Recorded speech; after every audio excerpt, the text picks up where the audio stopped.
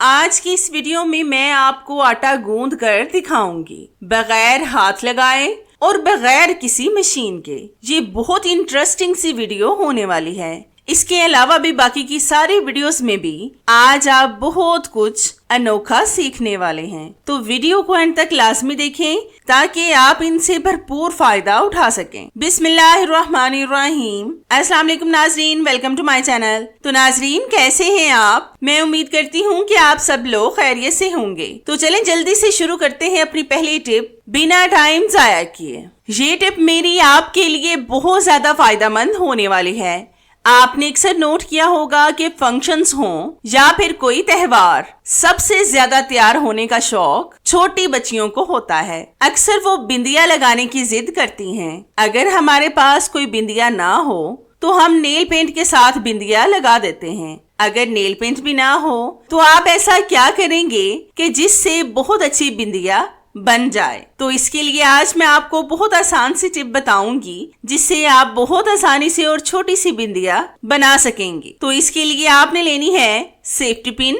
अगर आप बड़ी बिंदिया बनाना चाहते हैं तो बड़ी सेफ्टी पिन ले लें, अगर छोटी बनाना चाहते हैं तो छोटी ले लें। इसके नीचे वाले हिस्से को आप फोरहेड पर आईब्रोज के दरमियान में रखें और फिर इसके अंदर से आईलाइनर के साथ फिल कर दें। आईलाइनर का इस्तेमाल हम इसलिए कर रहे हैं क्योंकि ये वाटरप्रूफ होता है और जल्दी नहीं उतरता।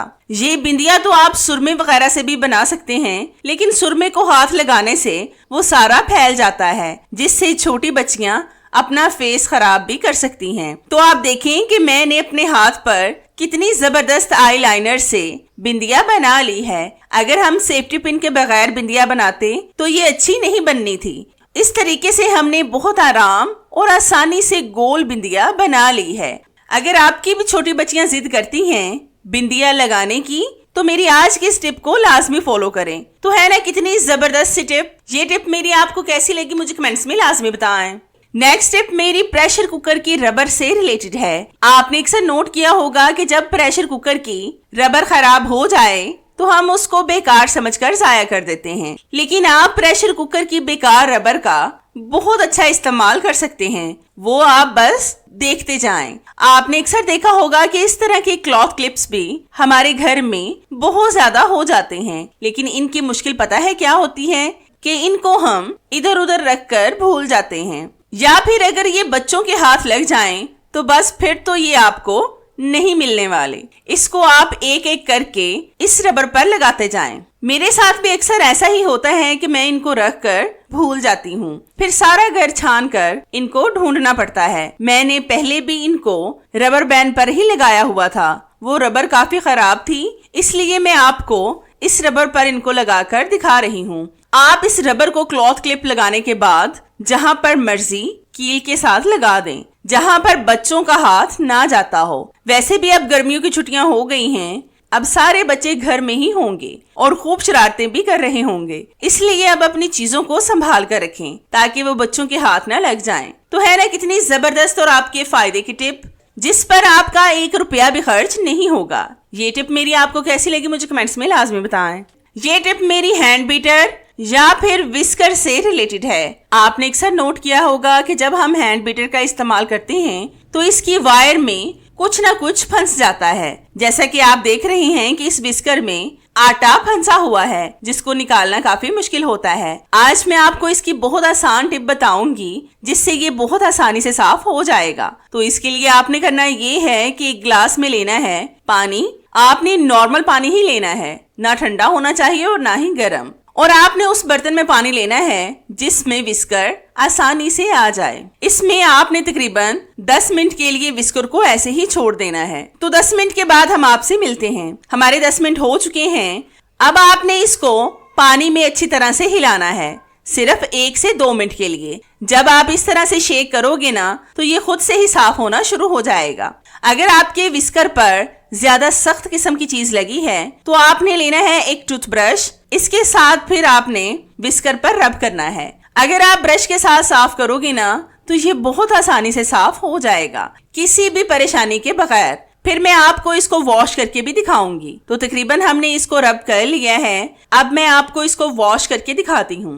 तो इसके लिए मैं एक बड़े से बॉल में पानी लूंगी और इसको वॉश करूंगी। इस तरह के विस्कर को अगर हम वॉश करने के बाद खुश्क करके ना रखें तो इसमें जंग लग जाता है। मेरे विस्कर पर भी जंग लगा हुआ है, बस ये भी मेरी गलती से ही लगा है। लेकिन हमेशा इंसान अपनी गलतियों से ही सीखता है। आप देख सकते हैं कि विस्कर मुकम्मल साफ हो गया है। अगर आपका विस्कर भी गंदा हो तो उसे इस तरीके से एक दफा लाजमी साफ करके देखें। आपका विस्कर बिना टाइम जाया किए मिनटों में साफ हो जाएगा। तो है ना कितनी जबरदस्त और आपके फायदे की टिप। ये टिप मेरी आपको कैसी लगी मुझे कमेंट्स में लाजमी बताएं। ये टिप मेरी आज आपको बहुत ज्यादा फायदा देने वाली है।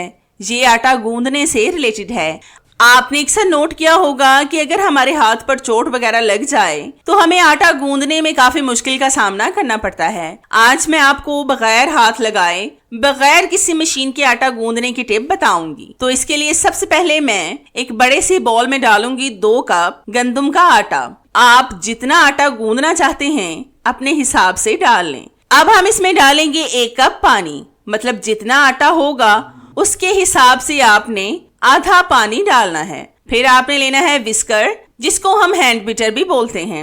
अब हम इसके साथ आटे को अच्छी तरह से गूंदेंगे। अक्सर जब हम आटा गूंद रहे होते हैं तो हमें बार बार पानी डालना पड़ता है, लेकिन अगर आप इस तरीके से पानी डालेंगे तो बार बार आपको पानी नहीं डालना पड़ेगा। ये बिल्कुल ठीक पैमाइश है।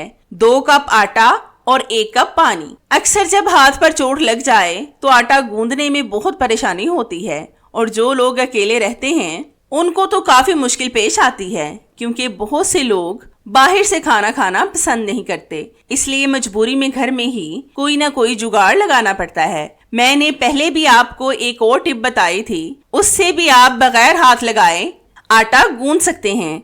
विस्कर को तो हमने हाथ में ही पकड़ा हुआ है। आप लोग ये भी कहेंगे अब हम हाथ तो नहीं ना लगा रहे आटे को, क्योंकि अक्सर जख्म होने की वजह से जख्म से खून या फिर पीप निकलना शुरू हो जाती है। इसलिए आप हाथ लगाए बगैर विस्कर के साथ आटा गूंद सकते हैं। इस टिप का मकसद सिर्फ यही है। इस तरीके से आप 10 किलो तक भी आटा गूंद सकते हैं। लेकिन अगर विस्कर बड़ा हो तो इस तरह से आपने आटा गूंद लेना है। फिर आपने जिस हाथ पर चोट लगी हो उसको छोड़कर दूसरे हाथ से इस पर हल्का सा ऑयल लगाकर इसको किसी छोटे बर्तन में डालकर फ्रिज में रख देना है। जब आप 10 मिनट के लिए इसको फ्रिज में रखोगे तो ये बिल्कुल ठीक हो जाएगा रोटी बनाने के लिए। तो है ना ये भी कितनी जबरदस्त और आपके फायदे की टिप, जिससे आपको लाजमी आज तो फायदा होगा। ये टिप मेरी आपको कैसी लगी मुझे कमेंट्स में लाजमी बताएं।